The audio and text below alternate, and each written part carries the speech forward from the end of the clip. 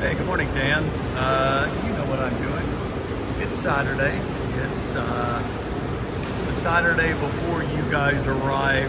There's my little tiny list on that whiteboard of things I need to talk about. Since I can't read it from here, I'm going to just make it up as I go.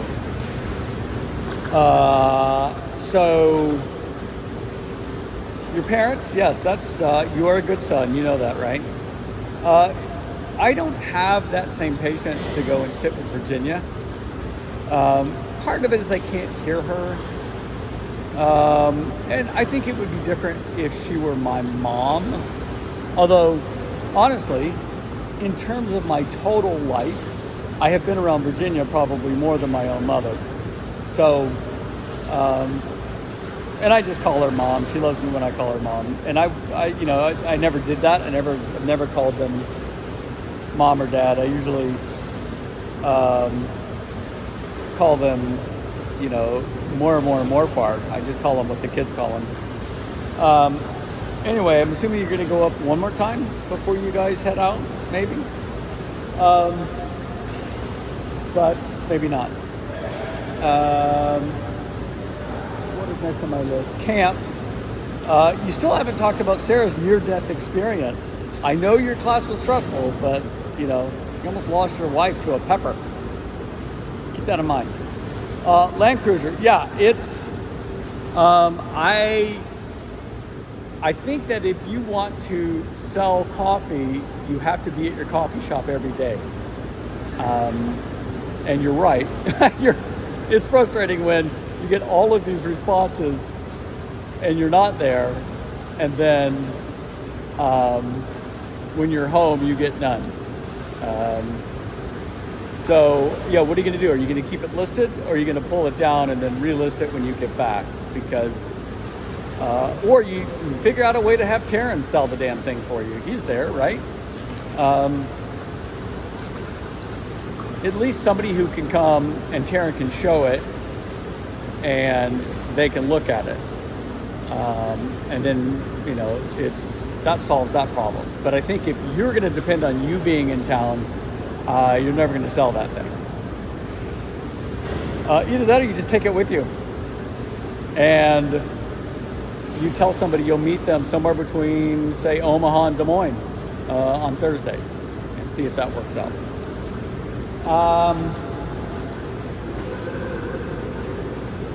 I had a couple of other things to talk about. World Cup, I guess. I know what you meant about, and Preston and I talked about the exact same thing with the U.S. match, that none of the U.S. team didn't seem to have any fire in them, except for Berhalter. We noticed that as well. And also, I would include Reyna in that. As little as I have liked all the drama that certainly Reyna's been involved in, Berhalter not necessarily, except by virtue of his father. And I'm sure all that drama goes on in, other clubs around the world. But they were the only two. They came in and they were on fire and trying to get people, get the team amped up. It reminded me of David Glasgow.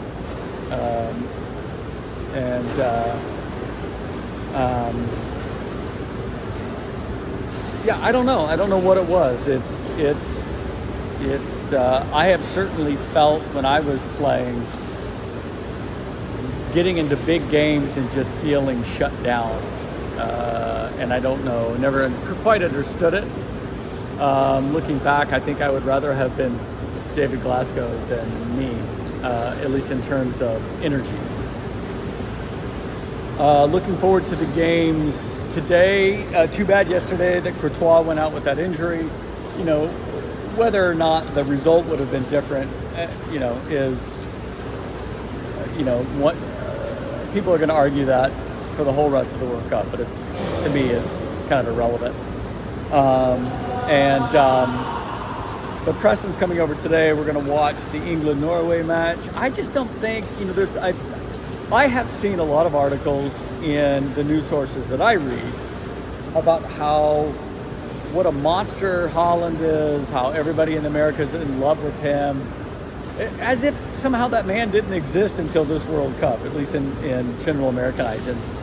But obviously, it all depends on what you read and who you listen to, which is probably why I don't read, or I've not read any of the articles. I just looked at the headlines. And I would rather watch the game and have my own thoughts. I don't want to read the pundits. I don't want to listen to them. We watch all the games on Telemundo, so it's all in Spanish. So the one word that we understand more than anyone else is goal.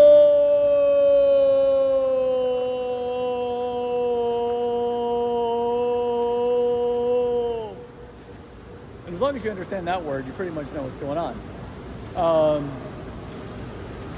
So I think Norway doesn't have the depth that England has. I often see them talking about England and then talking about Harry Kane, but I think Jude Bellingham is the more interesting player. But still, Harry Kane's good, and that's what the depth I'm talking about. They've got Harry Kane, they've got Jude Bellingham, you've got Saka out on the right, you've got Anthony Gordon on the left, you've got Rashford coming in as a sub, you've got Stones, in on that back line when needed. I just think they're a really solid top to bottom team, and again, that doesn't mean they are definitely going to beat Norway. I just think it's more than likely they're going to beat Norway because you still have to play the game and show up. So, and then the Argentina-Switzerland match, I'm really looking forward to that, mainly because I'm really enjoying watching Messi still play, figuring out how to play at a high level at his age. He is creative, and he also, one thing I like about him over Haaland is that he creates, he passes, he takes point, he's the one taking the corner kicks, and he is a goal scorer, but he's also a goal creator. And I really like that about him. So I would favor Argentina over Switzerland. But back to the England-Norway match. They're playing in Miami. That's not good for either of those guys. So it's not like Colombia playing in Miami. So it's going to be that's going to be tough. It's going to be tough for them. But anyway, Argentina, Norway, Argentina, Switzerland, and then tomorrow's match is who? Or maybe there's not a match tomorrow. Anyway, that would round out the final of the quarterfinals, right? Today's two matches. So anyway, looking forward to you guys being here. You're arriving on Sunday. We're going to Shakespeare. We're going to go see Midsummer Night's Dream. And that's a play that I think probably the most accessible. It's also going to be in the Masonic. I don't know if you know this, but where I had done some of the shows with Theater to Mississippi, the Shakespeare Festival has now taken over that theater and rejiggered it. So it'll be interesting to see how they produce the show in that setting. They also have probably half the actors total that they had the last time you went. So it's a much of a pared down company, pared down festival.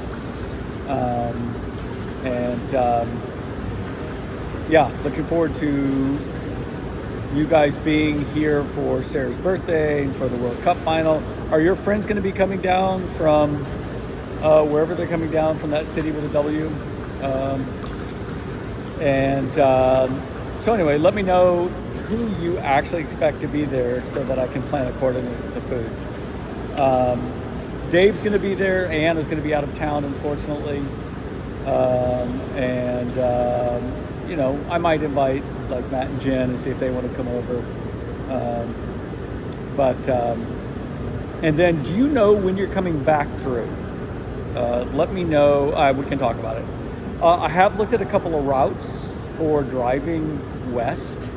One is essentially going up to like towards Winnipeg and cutting across all of the Canadian plain states and then dropping down. I don't think we would make it as far as Kamloops, but dropping down, into Spokane.